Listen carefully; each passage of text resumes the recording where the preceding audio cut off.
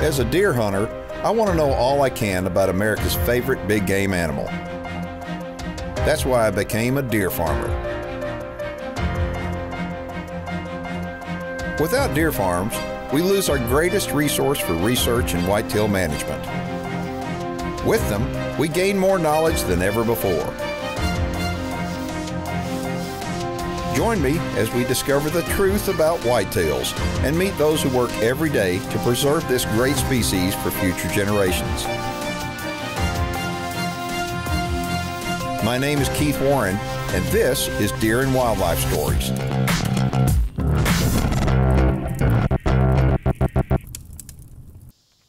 You know, I've been around thousands of white-tailed deer on these farms, and I never ever get tired of being around them. Hey everybody, welcome to the show into southwestern Missouri, where today we're going to tell you about Bowman's Xtreme Whitetails.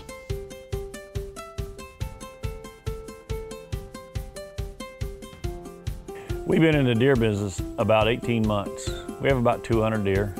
That includes bucks, does, fawns, and still growing. It's the second week of August. We're just about to wrap up all of our bottle feeding, but we had 2 fawns yesterday. We're gonna go inside and tag them.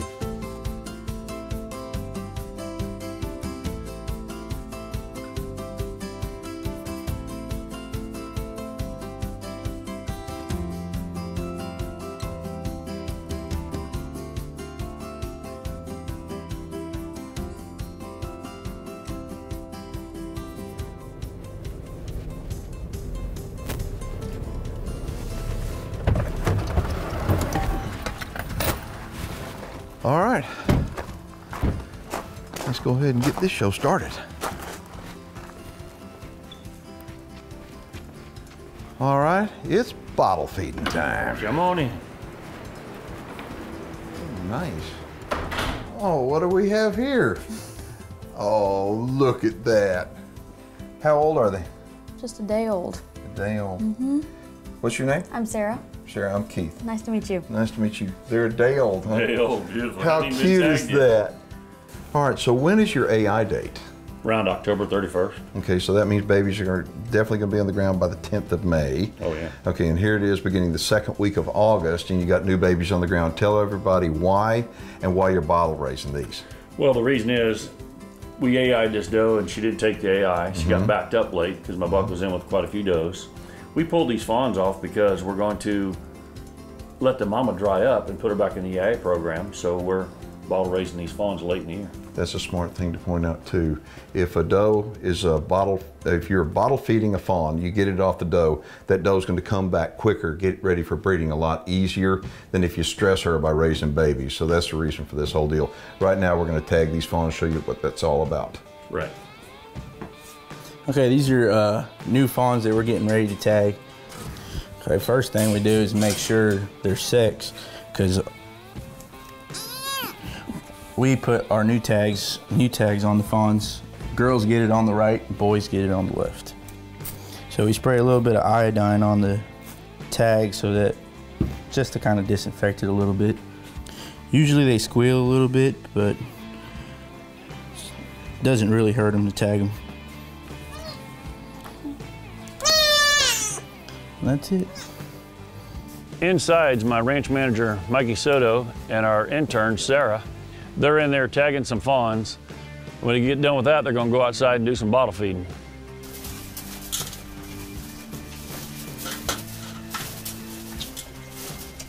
This is the most exciting part, definitely, because you can see how crazy they get over this milk.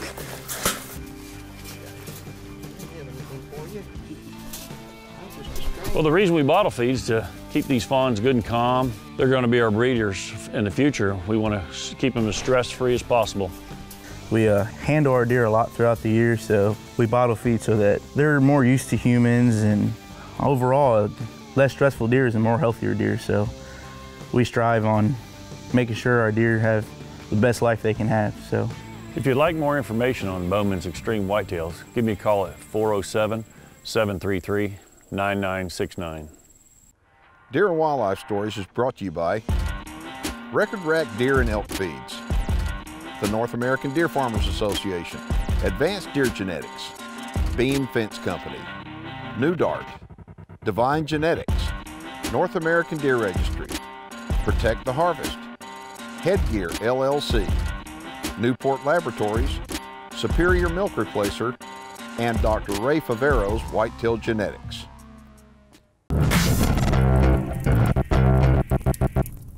Viewer feedback is presented by Protect the Harvest, Protect the Hunt. All right, this one's from Kyle. He's from Freer, Texas. Says, I've been watching Deer and Wildlife Stories for years and I'm hooked. It's my favorite show. My family has a small piece of land in the country. I want to start a small deer farm. My question is, how do I do it on a limited budget? It just seems so expensive. Kyle, it's really not all that expensive if you do it the smart way. And what I mean by that, contact me. I've got deer farms all over the country that we're helping set people up with limited budgets into deer farming. So if you're interested in starting a deer farm in Texas, get a hold of me. If you're interested in, if you're watching the show, anybody else, say from Missouri, Ohio, Pennsylvania, Wisconsin, it doesn't matter where you're watching. If deer farming is legal, I've got contacts in those states where we can help you get started in deer farming on a limited budget. Well, the reason I got in the deer business because I love whitetails. I've been a hunter all my life and I enjoy seeing them monsters raised.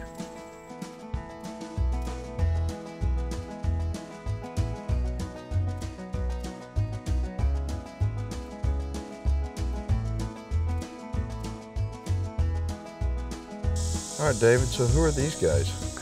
These are some of our pasture bucks. Wow. And ages on them, they look, 2, 3. Okay. Got a 4-year-old in there. Wow. Some nice looking deer. Thanks. And folks, for a guy that's only been deer farming for 18 months, I mean, you may be wondering, how's he got some deer that are 2, 3, and 4 years old? You know, I mean, you bought them. I bought them, I mean, sure. That's what you have to do. When you get in the deer business, what you're doing, you got to get them from somebody. And now what's happening is that David Bowman is actually setting up people in the deer business. And so when people are interested in getting in it, you just don't go to the deer store. I mean, come on, give me a break. You know, David Bowman. Okay, and so if you're in Missouri, I mean, he can set you up. But so you wound up, you bought these deer, and I know that now you've got 2 sets of fawns or 2 years worth of fawns on the ground. Right. Okay, from your 18 months here. But I look at these guys and go, you've got one of them out there is just huge, and that's a pasture deer? Oh yeah. Why is he a pasture deer? Well, he don't have the greatest of pedigree. He just happens to be a giant deer. All right, so he's going to get released as a pasture deer. And right. The purpose in that, folks, if you're looking at that big old deer and you're wondering why in the world would somebody release him in the pasture, it's because it's genetics. Okay, you know, David just said that, you know, he may not have the best pedigree, but clearly he's got a pedigree big enough to, I mean, to grow, what do you think, 450? Oh, he's over 500, I mean, yeah. 500 inches? I mean, look at him. And in the deer industry, it's really important to point out that pedigree is everything. Yeah. I mean, pedigree is everything. That's the reason why we have the North American Deer Registry. So every deer on the farm is registered? You're right. Okay, and so what happens when you come buy a deer, no matter if you buy one here at David's or you buy one anywhere, make sure you buy one that's in the North American Deer Registry. It is that. It's like I call it the holy grail for our industry. Sure. I mean, it keeps honest people honest. And so that deer right there is going to get released in somebody's pasture for genetics. And same with all these guys? Oh, yeah. Okay, but there's one guy in here that he's kind of funky looking. I mean, he looks like he's been cut off. What's the deal there? Well, he's a 3-year-old. He was over 500 inches. We had to cut him a couple weeks ago. Really? He was so big, yeah. Well, I bet he's liking that. Holy smokes. So let me ask you this. How much longer do you think these deer have to grow? I mean, here it is, the beginning of the 2nd week of August. What do you think? They got another week or 2 to go? A few of them do. They're still bulbed up, yeah. And what he's talking about it being bulbed up, you can look at the tips of the antlers, and some of them are more rounded than others. And it's that rounded, bulbed up point that he's talking about. So when they finish up, and when these deer start finishing up and drying up, they actually get more pointed. And there's some deer in here that you can look at and they're a little bit more pointed. So they're in the velvet now, and but most of them are just about done. Yeah. All right, so you've got how many bucks in here? What do we got?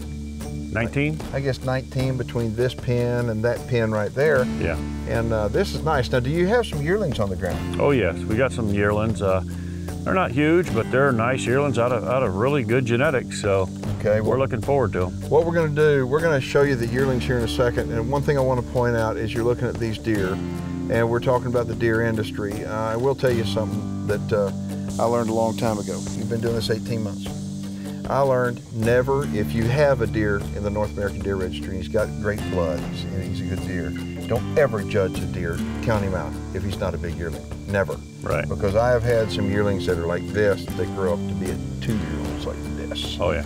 And so what we're gonna do now, we're gonna say goodbye to these guys. These are pretty nice pasture deer right here. Let me ask you this, somebody want more information and on your deer coming out here to make a deer farm visit, give them a telephone number. Give me a call at 407-733-9969. And he is located in the southwestern corner of Missouri. How far out of Springfield? About 45 minutes northeast of Springfield. Okay. Yep. And so just give David a call, and right now let's go take a look at those yearlings. Let's do it.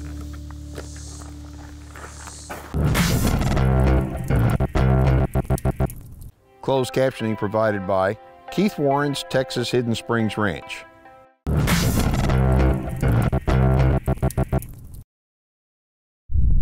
Now it's time for the Beam Fence Minute. I'm Mark Beam from Beam Fence Company.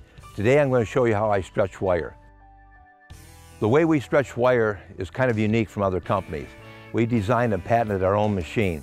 What's special about this machine is it lifts up the wire and stretches it as you go as the tractor moves ahead.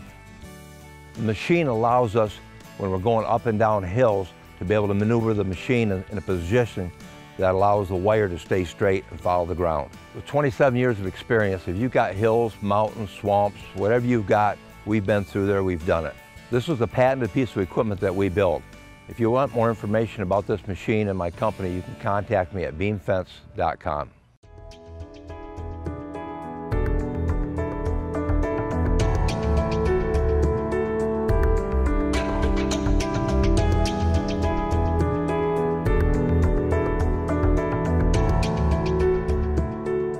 You know, one thing is I look at your pens, I think they're so beautiful. I mean, they're big, spacious, you got a lot of shade. I mean, these big, pretty trees, we don't have this kind of stuff down in Texas. In the shade, deer need to have shade. I mean, it keeps them calm, and these deer are nice and calm, and they all yearlings, huh? Well, all of them but that big boy over there. I see him now. Doggone, who is that? That's Danger Zone. Danger Zone. All right, I've heard of that deer. How old is he? He's a 5-year-old this year. 5 years old. Okay, wow. Okay, so clearly he wasn't born on the farm. No. Okay, so you bought him or brought him in from one of the biggest breeders in the country. Oh yeah. Okay, I'm gonna say his name. Billy Sage, S&S Whitetail Galore. Okay, I'm just gonna go ahead and say his name. Yeah. So when you get in the business, if you wanna get in the deer business, you better buy deer from somebody that's got big deer. Okay, and so Danger Zone is a 5-year-old. Tell me his pedigree. He's a Danger Shadow. Shadow Rolex sister. And that is stout. That is a phenomenal pedigree. And look at him. Now, did you use him to breed? We used him as a backup buck for all of our AI does. Okay. Now, the AI does that took, those are the babies that are being bottle raised that are almost weaned right now. Correct.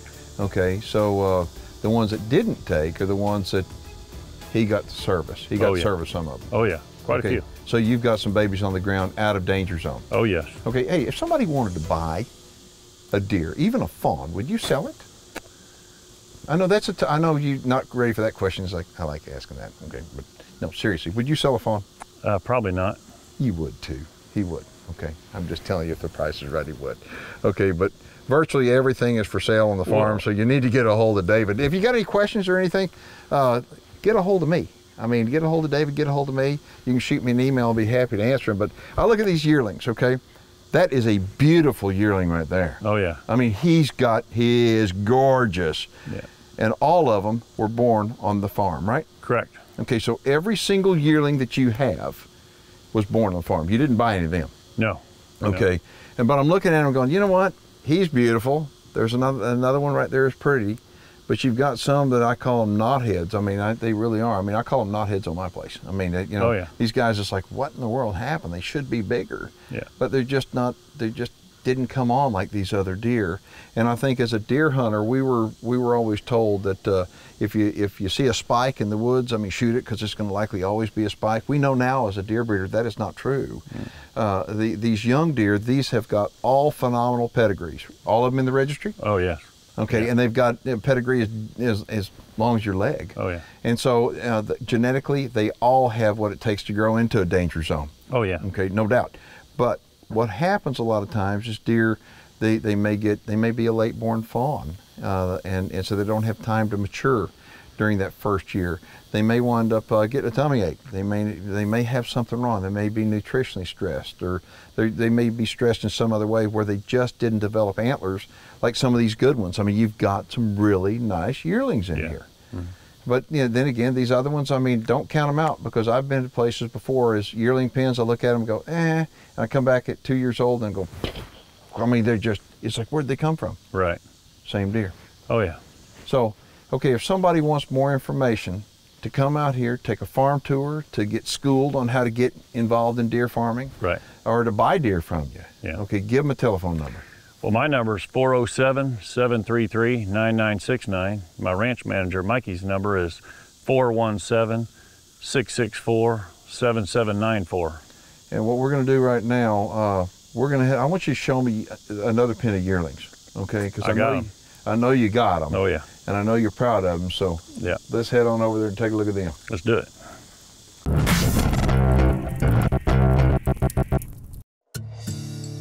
If you're ready to get started in deer farming, go to deerandwildlifestories.com and click the Get Started Deer Farming tab.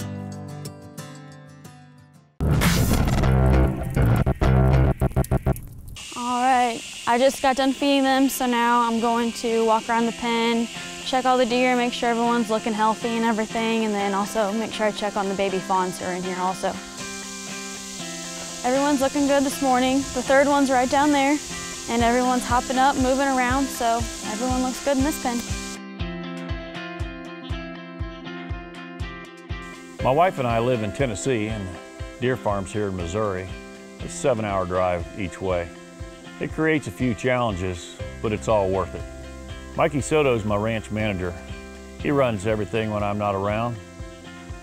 So needless to say, his phone rings off the wall, me worrying about what's going on over here. Okay, so all these guys were born in here too. They were born on the farm. Oh yeah. Okay. All of them but the big boy over there. Who is that? That's All of a Sudden. Triple Crown, Sudden Express, Hardcore Bucky. You talk about stout. Yeah. Holy smokes. Now, how old is he? He's a 3-year-old. He's only 3? Yeah, yeah. Folks, what you're looking at right there, that's a unbelievable deer. I mean, he's got a pedigree that won't stop. Yeah. I mean, Triple Crown on top. Triple Crown is a, oh my gosh, he's a beautiful deer. Yeah. And I mean, and lots of people believe that. That deer's got some value right there. So again, he's in the registry. And do you have the NADAR certificate on him? Oh yeah. Okay, we need to show you a NADAR certificate so you can see exactly what we're talking about as far as how deep and wide the pedigree on that deer is. And that's the reason why he's valuable. But at the same time too, these other deer have got that same pedigree with different animals plugged into it, and they're all good animals. So, you know, looking at them, we got that one right there, that's a nice yearling. Oh yeah. That's very nice. I mean, he's pretty. Yeah. Oh yeah. All right, these deer, they're gonna get hard antlered here pretty quick. I mean, the next 30 to 45 days. What are you gonna do with the bucks? Are you gonna cut their antlers off? Oh yeah, yeah. All of them? We'll cut all the yearlings and the big boys in these pens, yeah. Okay, and the reason for that, folks, is so they don't hurt each other. I mean, but what's going on is as soon as that velvet comes off their antlers, their testosterone goes to the roof, and they get some kind of mad, some kind of quick. And all of a sudden, they're like arch enemies to each other. And if you don't take that headgear off, I mean, they could really hurt themselves. You know, deer, I mean, you look at them now, you think, oh, they're nice and gentle and stuff. No, these weren't bottle raised, were they? No. But the reason why they're nice and gentle is because Mikey spends a lot of time in here. And that's the one thing that that you can tell when you go to a deer farm by looking at the deer. If the farmer's deer are wild and going all over the place all the time, you can tell one thing for sure, he's not spending much time with them, but that is not the case right here. And the reason why, I mean, from Mikey sitting underneath the tree with the babies after they've been bottle fed, and Sarah loving on them. I mean, these deer have a very good life because, I mean, a lot of time has been spent with them. Oh yeah. All right, so if somebody wants more information on what you're doing out here, give them a telephone number. Give me a call at 407-733-9969. And let me ask you this, if somebody is out there watching, they just are kind of curious about deer farming. They live in Missouri and they're kind of curious about it. Could they give you a call and come out and take a look? Give me a call. If I'm not around, I'll get a hold of Mikey and they can come out and take a look. And that's the biggest thing I would encourage you to do. You know, if you're looking to get in the deer farming industry, realize that deer farmers will help you.